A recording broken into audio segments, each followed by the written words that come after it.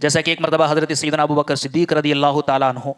इस्लाम की तरफ से तलवार उठाकर आए थे और उनका बेटा कुफ्र की तरफ से था।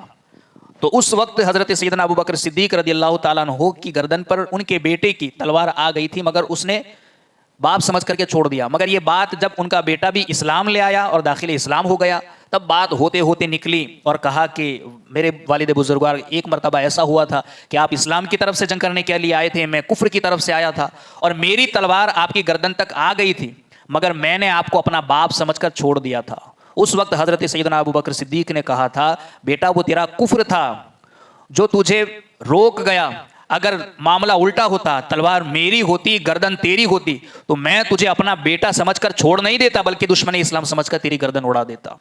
तो ऐसी तो सैकड़ों मिसालें, हक का साथ देने की बात हो, इंसाफ की बात हो, तो अहदे सहाबा में बहुत सी ऐसी मिसालें आपको मिल जाएगी। इसीलिए अल्लाह ने कहा कि इंसाफ करने में, अदलो इंसाफ के अंदर गवाही देने में जो चीज़ें रुकावट बन सकती हैं उनकी वजाहत कर दी, चाहे वो तुम्हारे माँ बाप भी हो, चाहे रिश्तेदार हो, चाहे तुम्हारे करीबी हो, तुम्हारी औलाद हो, ये चीज़ें तुम्हारे इंसाफ करने में रुकावट न बने।